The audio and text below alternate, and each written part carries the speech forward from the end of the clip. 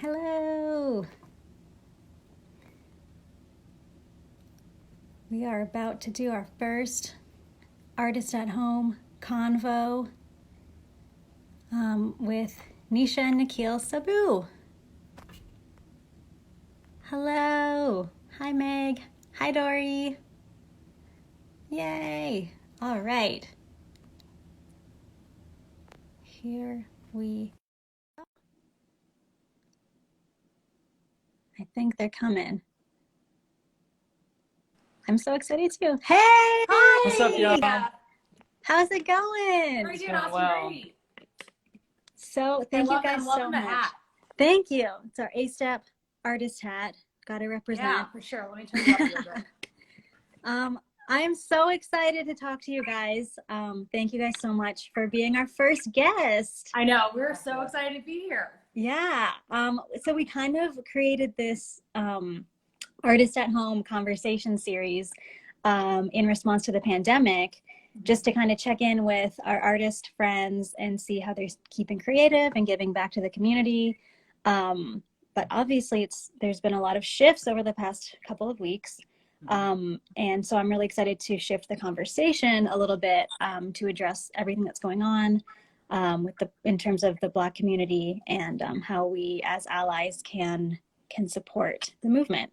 And I know you guys have both been really active on social media and just really great advocates. So I'm excited to talk to you a little bit more about it. Yeah, absolutely. Yeah. So just to get started, I'd love to hear just a little bit about you and just your backgrounds. Yeah, me first? Yeah. Okay. So originally we're both from Chicago. We live in New York now. I actually just left my job. I was a buyer at Macy's for men's active apparel. Okay. So I always wanted to be in retail. I knew New York City was it, and Yeah. I've always loved the city. So I've been there for about 4 years now, and I actually quit my job in May because I'm going back to school. I'm going back to Awesome. school. I'm getting my MBA this September. We don't know if it's virtual or not Right. for this fall semester, but I'm still super excited. And, you know, the school's done a lot to still keep us as a community and keep us together through all of this. So, this has definitely been an interesting transition. But still, you know, I'm excited for whatever is to come in fall and, you know, this new chapter, you know, in life. Yeah. Yeah. And things have been shifting so quickly. So it's like, it's not even like you can know in what's going to look like in a couple months. So Exactly. yeah, but congrats. That's really exciting. Thank you. Yeah. And then, hi everyone. I am mainly a theater actor. I was on the original Broadway cast of Mean Girls, and now I'm doing Hamilton on the Angelica tour.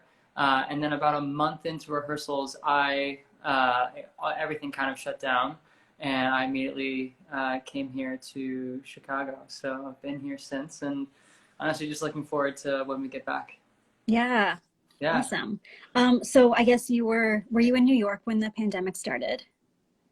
Or were you on tour or? I was on tour. I was actually in Miami. Okay. It was my first stop, which was really interesting to see, even days before that we left, how people were, you know, at the start of COVID, you know, and especially Miami, everyone was still out, everyone was still on the beach, there was parties going on and everything like that. So it was definitely, but I was in Miami, but Nisha was in New York City. I was in New York. I actually was in Barcelona right before we were in Spain, and you know, all the flights, you know, it was slowly, I think the flights were getting emptier and it started being commotion. But once it was New York City, it was like that weekend. And I think that weekend, a lot of companies, Google, Amazon, I know a lot of retail companies there after kind of was like, you know, everyone stay at home, work from home. And I think that weekend I immediately came here to Chicago.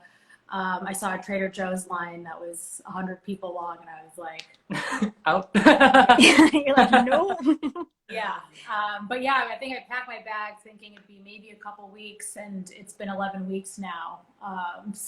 Yeah. So 11 weeks from home, but it's the silver lining of all this, right? I mean, we get to be with family that I probably would see for just a couple of days during the holidays here and there. So that's why, you know, we kind of wanted to use this time and yeah, definitely. No, Yeah. I think everyone was kind of in a similar situation, thinking that it was only going to last like a few months at most, and then it would be like back to normal. So I think a lot of people are in a similar situation, that they're like packed a little duffel bag and we're like, oh yeah, I'll be back to normal soon. I know. So I think I got only PJs and a couple yoga pants. Yeah, which really is all you need. Exactly. Yeah. That's great. Yeah. Awesome. Okay, so let's talk a little bit about the state of the country and the state of the world. I know that you guys, we're just going to dive right in. I know that you guys have been really active on social media and just kind of using, your networks and your platforms to advocate for the Black community. Why do you think that it's important to be using your voices right now? Yeah, I mean, I think for us, I think this is such a crux of a time, right? I mean, we are in a global pandemic, but we've also had this kind of community and people come together for Black lives and Black voices.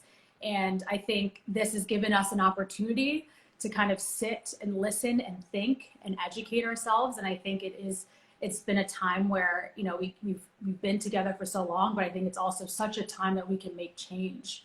And we can really have conversations like the ones that we're about to have, and really bring around change on everyone. So I think this is very important. And 2020 was a year where everyone, was very negative about it, but I think honestly, it can come out to be something positive.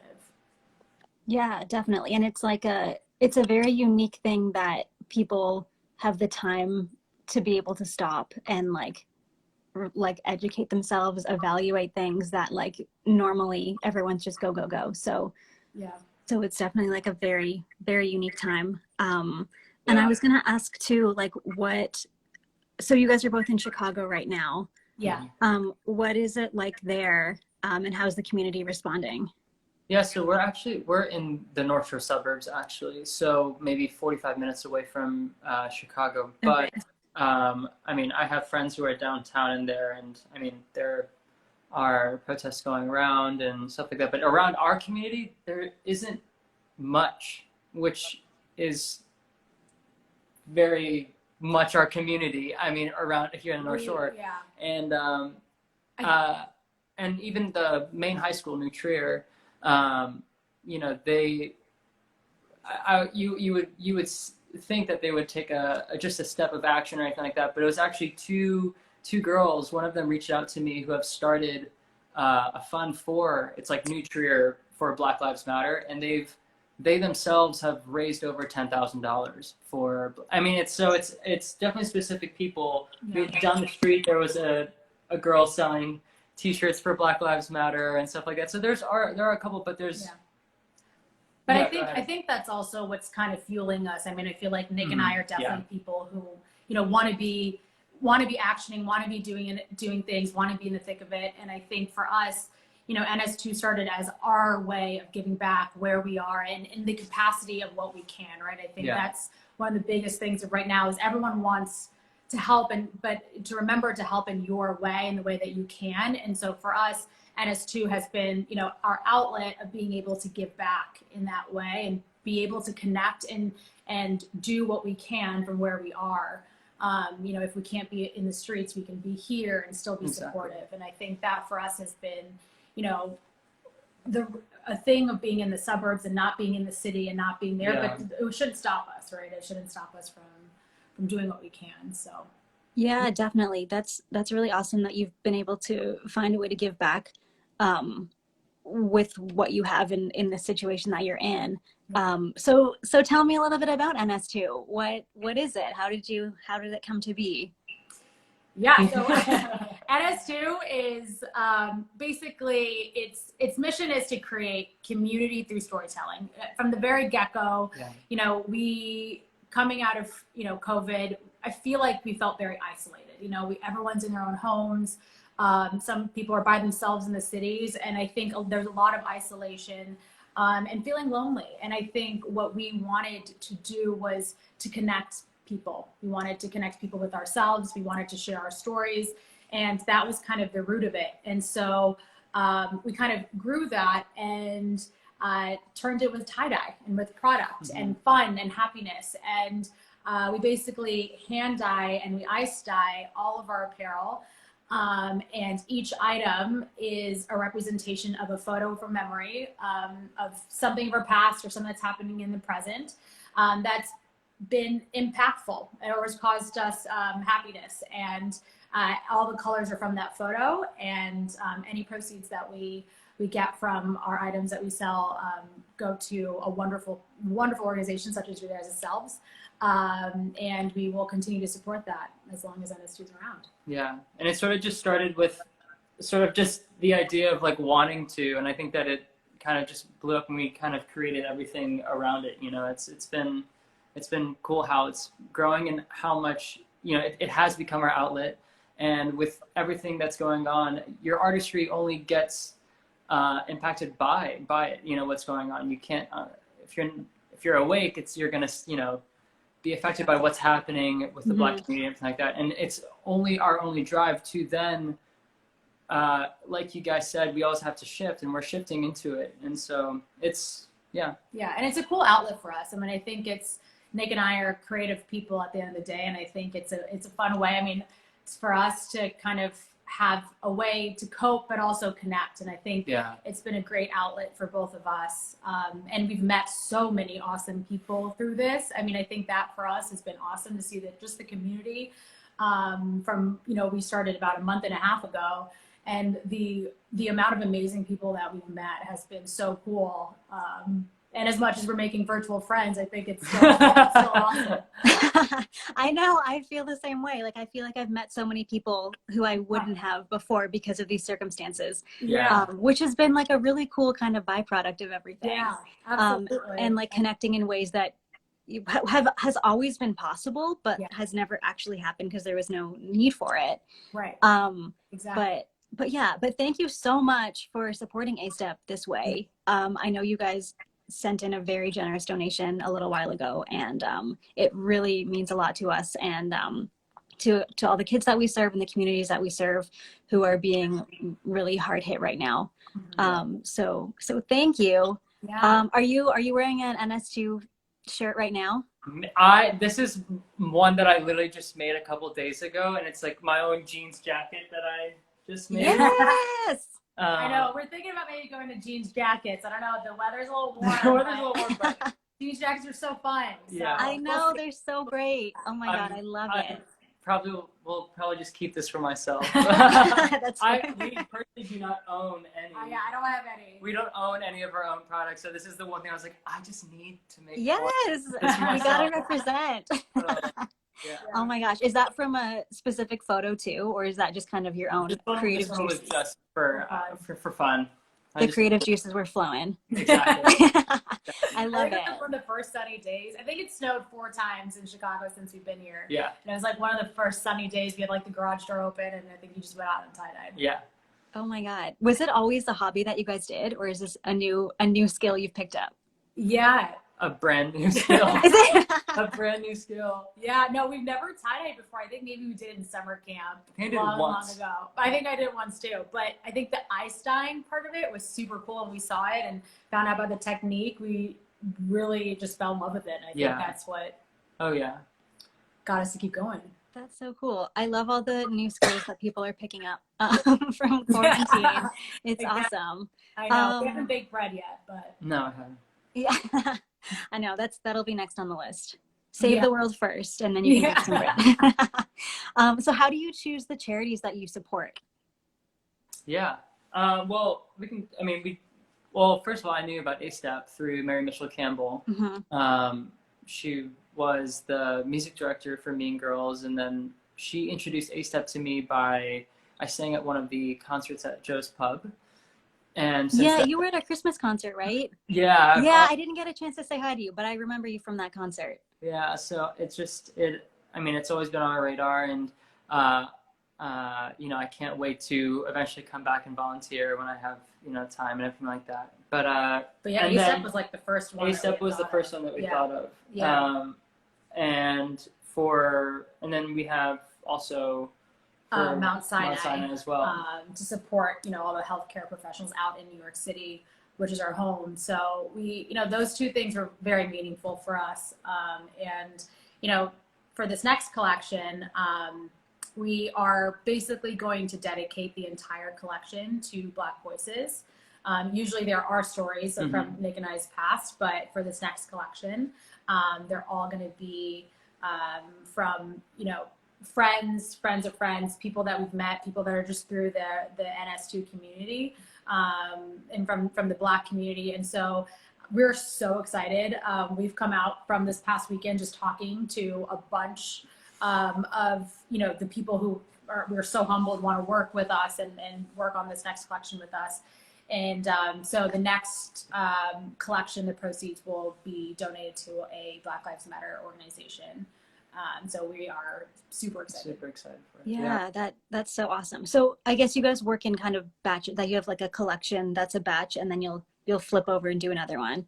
Yeah. And I saw too that you have some raffles. Yeah. How does that work? How can people support what you're doing? Yeah. Yeah. Well, I think the raffle was something just because there are sometimes some pieces that we make that are so special to us. And we also want everyone to get the opportunity to get their chance to go. And because our first drop, it was gone in less than 24 hours, everything. Wow. And then the next day, everyone was like, wait, what just happened? And so we had the idea of doing the raffle just so we can have some pieces like set out there for a little bit. Everyone can get their chance of, trying to get these pieces. And we still have a couple pieces for sale online now, and we are selling masks that we've tie-dyed, and we'll try to do more continuous collections, so there'll be more product on the website. But for now, we're doing it as drop, so that we can have a total story being told at the same time, which is very true to us, and we're excited for. Yeah, that's great. So how can people find your stuff? Is there like a website, or what's the easiest way? Yeah, we have, if you go to ns2shop.com, that's where our main website is. Okay. And you can always connect with us on this account, NS2 Apparel. Okay, ns2shop.com. Okay. It has all our information about us, how much money we've raised, what our focus is go forward. So yeah. It's our one-stop shop. Okay, awesome, amazing. I'll have to go check it out. I was looking a little before this, and everything is so cool. I was like, I want to get everything. But I love that everything is connected to a story. Yeah. It just like gives it that much more meaning, and makes it that much more interesting. Yeah, we really had to dig. It's funny because we try to remember all these memories, and then we went through. We somehow have this photo album that's like I don't know how my parents did this, but they put like Nisha at 1 to 3 years old, Nisha at 3 to 5 years old, and it was a jackpot for us. Oh my gosh! Like Nisha and Nikhil, and it was amazing. So we found all these photos, and it was nice to talk to our parents and like watch videos of like just us in our childhood, and just how we've become who we are now. And so it's actually been really fun to kind of go back and tap into that. And I think that also it's interesting. I mean, each piece is so special just because they're all one of a kind. Like it's so hard. You can't really duplicate anything because we can try and use the same colors, but it's the ice that melts in the way that it does. And, specifically what sections you put things, but that's also just something special. Each photo has their one thing, and they're all just one of a kind. We definitely got, after our first drop, was like, can we order another glacier and another Sagrada? And then when is this one coming up? So it was just, you're like, no. It's great. It's great how they're all just one of a kind. Yeah, definitely. I love that. And I love that you're, Nisha, you're kind of using your like fashion industry background, and you guys are kind of working together in this way. Have you ever done a project like this together before? No. I know, it's crazy. I don't think we've actually honestly like had time, and I feel like we actually live together in New York City, but my schedule is very, corporate 9 to 5 or 9 during the day, and his was more like night for the show. So we would miss each other sometimes the entire day. So it's been like really nice being able to do this and have this time together to do this. And it's cool to be able to take my background in fashion and retail. And I used to work with, athletic brands. So that's where the Nike and the Adidases and Yeah. come into play. And I think we feel very strong that those companies have been doing a great job right now in response to everything. So I think, we also wanted to support that. So yeah, it's really cool to be able to bring that aspect of it and tie it with everything. Amazing. That's awesome. And I love that you were talking about how this next collection you're going to dedicate solely to lifting up Black voices and stories. And that's really awesome. And I just wanted to kind of pivot the conversation a little bit to talk more about that, because I know that lifting up Black voices and stories is kind of one way to support the Black community. And I just wanted to ask you guys, since you are coming from an Asian perspective, I know that you've shared a little bit about Asians for Black Lives Matter and things like that, and just kind of wanted to ask what it means to you to be an ally in your specific situation. And yeah. I mean, what is it to be an ally first? I think that we've gone through our own conversations of it as well, and I mean, continue to add on to this, but I mean, I've definitely learned that being an ally, that it isn't, first of all, it isn't a 1 week subscription. It's not a 1 week free trial, a 30-day membership or anything like that. And that also, to be an ally, you're going to make mistakes. Like, you don't have to come to this gate with every single box checked, with enough money to donate, for everything to protest, for outreach. Like, you can come with the things that you were strong with and continue to learn. So I think that to be an ally is like, because I think when you start to do that, you actually start to recede, because it's like, oh, I can't donate, so I can't, I feel like people kind of shut up a little bit. Yeah. But it's not a box to check. It really is, coming forward and having these conversations and everything, and being ready to learn. But yeah.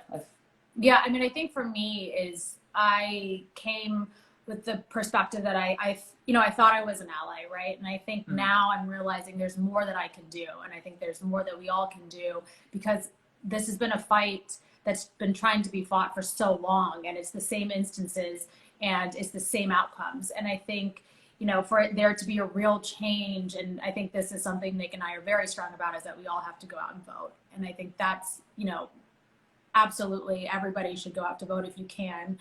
But also, this is something that needs to be a long-term change. And I think we're seeing, from my perspective, I've seen a lot of companies come out, and, you also see the companies and corporations that have come out and post their black box saying Black Lives Matter, but at the end of the day, diversity was never a priority. But you also see companies that are making a priority and are making changes. And so I think eventually what this needs to be is a long-term change. And for those people and places where we can make it long-term is where we're actually going to start seeing change. Yeah, because especially since these systems weren't created overnight. So it's not going to take 1 week or one night or even 1 month to dismantle them and restructure. So yeah, it's definitely an ongoing thing, ongoing conversation. And something that everyone is able to be a part of wherever they are in that journey. And it's going to be different for everyone. Yeah. And I think, to your point, in the South Asian community, and, where we are a part of, but I think something that we've been trying to do is to call things out more. And I think in our community, I know, and I've seen firsthand, racism in terms of being light and dark, even within our own community, against Indians or people that look like us. So I think, for us, we're trying to call things out more, but I think something else is that we usually we follow, and I think we need to be more in the lead and do more action. And I think that's where Nick and I want to kind of start conversations there and start actions there. Exactly. I think that, I feel like in our culture, we're very, very soft-spoken, or like exactly you said, we follow, or, to speak up is radical, and we don't want to do that. And I think that that's also something that maybe is inbred in us or in our blood or anything that we see, and it's almost becomes our human nature. But I think that it's our time to really look at that and reflect on that and dismantle all of that for ourselves.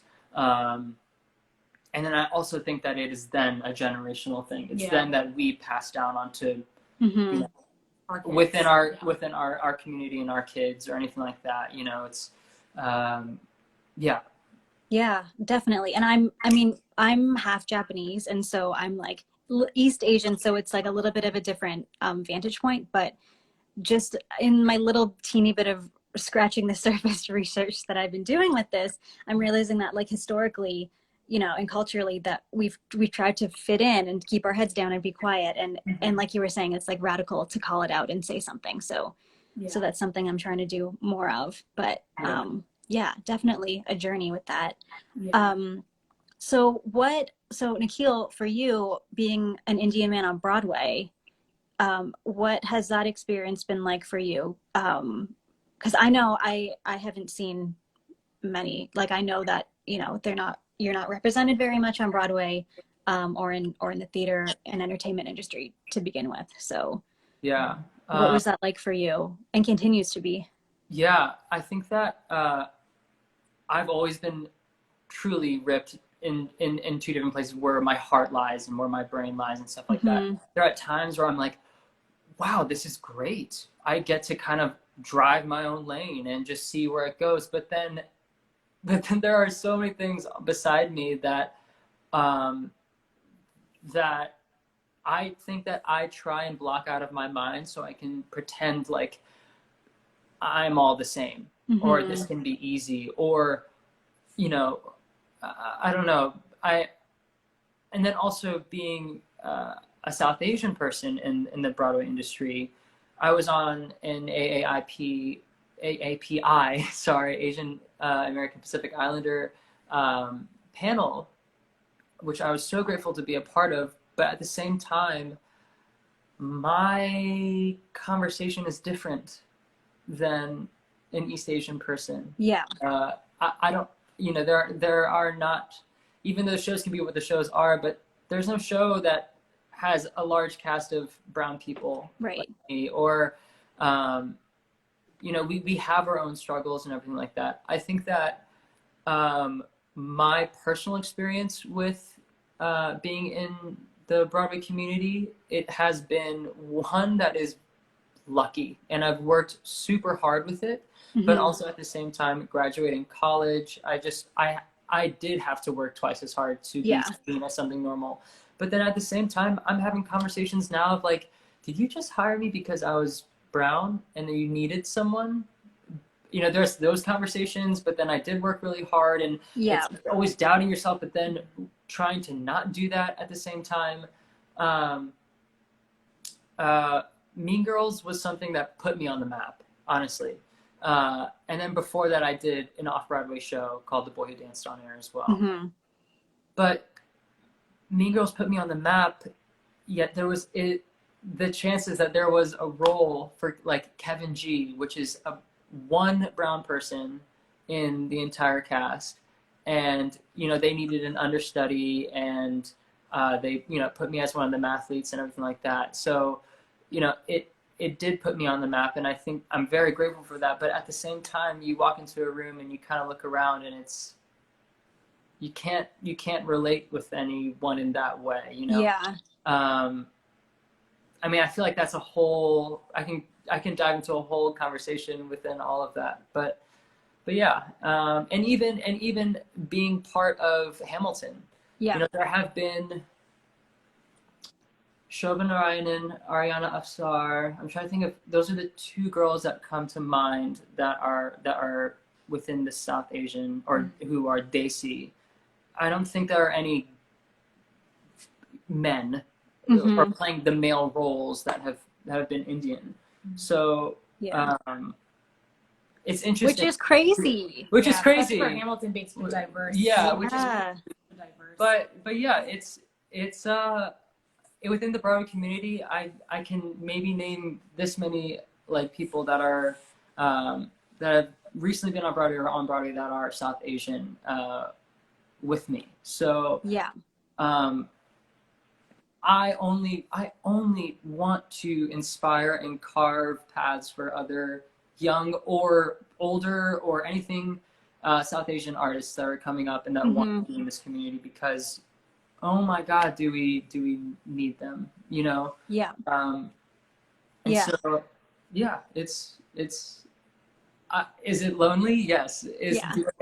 Do I but that doesn't, I just want to fight more for it, you know? And I thank the Black community right now for all of this, because none of these conversations would start if it wasn't for them. And I think all of these things are starting to happen with the We See You movement that everyone's posting right now. And that goes for almost all races, and yeah, so it's I hope it's layers. Yeah, representation is so important. Yes, Sora. Yeah, representation is so important in all industries. So I'm so sorry. I think I said Indian. Am I right to assume? I think I got that from your website. Yeah. Okay. Actually, our dad's from India, our mom's from Nepal. So okay. We are biracial. So we're halfies. Gotcha. And then Nisha, have you had similar experiences in your industry as well? Yeah, I mean, I think, you know, the retail industry is interesting because I think the team that I worked on specifically was very diverse, but I've seen, you know, you see time and time again in magazines, in any kind of representation of our company, it's very non-representative of our customers and of, you know, who shops us and just the people in America for America's department store, but let alone other companies. So I think I feel it and I see it, and I think it's evident. And I think, you know, there's a lot of things being brought forth now, but I do feel lonely, you know, and I feel that. And sometimes I feel like sometimes our voices aren't as impactful. But I think that's where we will make the impact now for that later. And so I think, yeah. Because was there anyone before you in your respective industries who looked like you, who inspired you to, you know, move forward? Or are you kind of going in and making your own path? Yeah, I'd say in terms of leadership, I don't know, literally probably zero that look like me. Or we don't have much people of color in general up in leadership. And, you know, that's something easily you can find on the internet, you know, and I think it's, yeah, I mean, I see a lot of people that I can relate to at my level, but once you start going up and up, it becomes thinner and thinner. So I can't think of, I think there was one point Vishal Vedya was in Groundhog Day, and I remember after one of his shows, I went up to him and I was like, thank you. I just, like, he was an idol for me at the time, and now he's a colleague of mine. I've worked with him and everything like that, but now even again, I can't think if there's someone that I was trying to, that was something that I pointed my compass towards. And I feel like as a South Asian in the Broadway industry, I have to dial that compass in the direction that I have to go, or at least I feel that all the time. Yeah, absolutely. And I mean, you're doing a great job and continuing to advocate for the South Asian community and other communities that are, you know, underrepresented. And it's just so important, just in terms of not only just for like young people who are watching so they can see themselves, but also just so that these industries look like the world and just reflects the world that we're living in. So it's so important. So you guys doing what you're doing is like amazing. Thank you. Yeah. Thank you. Definitely. No, we love doing what we're doing. And, you know, I think it's been something that's been awesome for both of us personally, let alone just, you know, being able to give back and help out for everybody else, I think has also been great. But for us personally, it's been great too. Yeah. And, oh, Nikhil, have you gotten any response from fans in terms of that at all? In terms of what, being South Asian in the Broadway? Yeah, just like if people, you know, could see themselves in you or...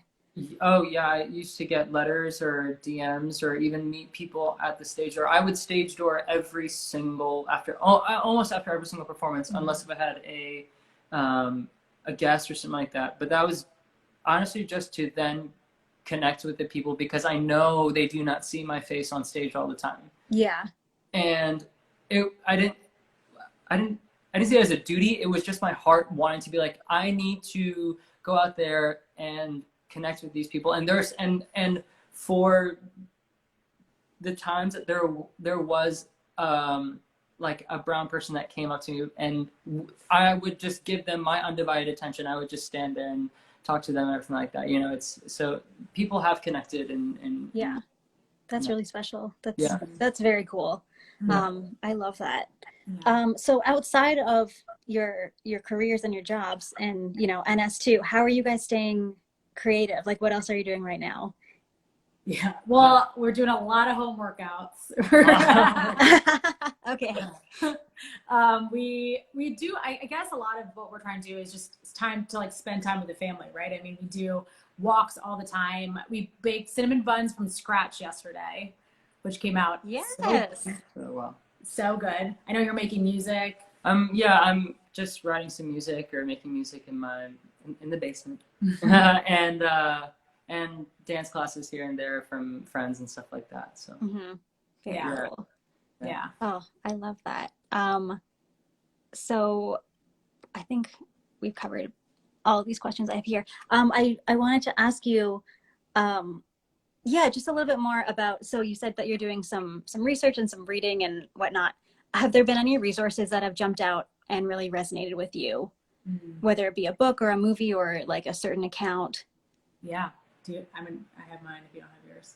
No, go I was ahead. gonna say, I watched 13th and for everybody to watch that, I think that was very eye-opening for me.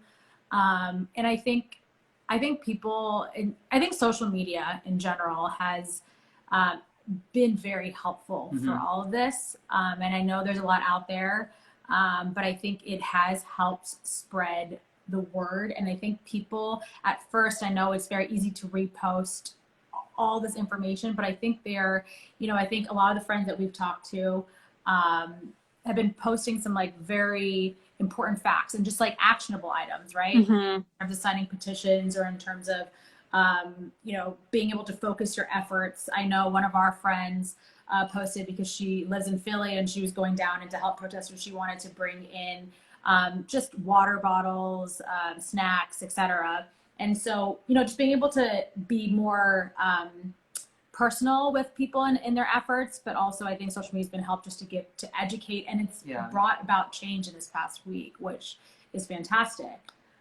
But I definitely say watch the 13th. I think that was fantastic. I don't know about you.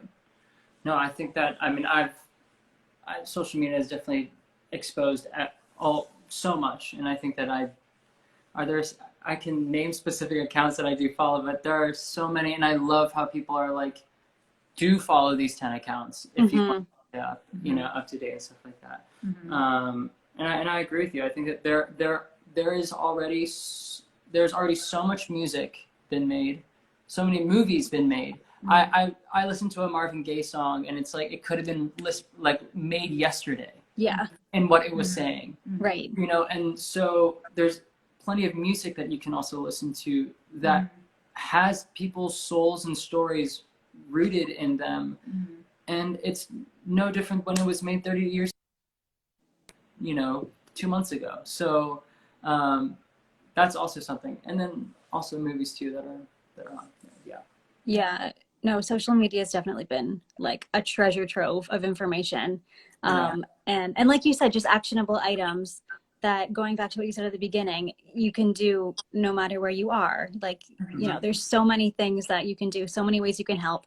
And I know I felt pressure to do everything at once initially, but knowing that, you can come into this, or, wherever you are, continue this, and wherever you're at with whatever resources you have, and that, and know that the choices shouldn't intimidate you, or like make you feel like you're not a part of the conversation. Yeah. And I know while Nick and I have had conversations with our family over the past week, and I think that for me has been very helpful, but I think another thing is just not feeling scared to share your opinion and not feeling scared to have conversations. I feel like people are scared to say the wrong thing or hurt someone's feelings right now. But if anything, we've been embraced with more love and more acceptance and more support for, you know, what we're doing, and just also just being able to have that conversation. I've felt nothing but love and open arms and welcoming for the fact that, you know, we are wanting to be better allies in this. Yeah.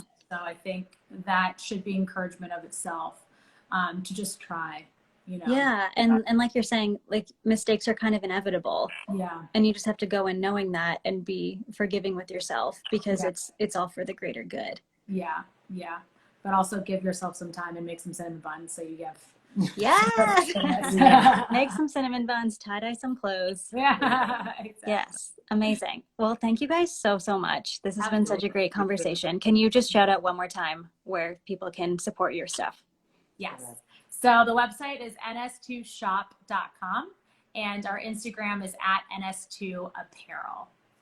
Yes. Hit that up.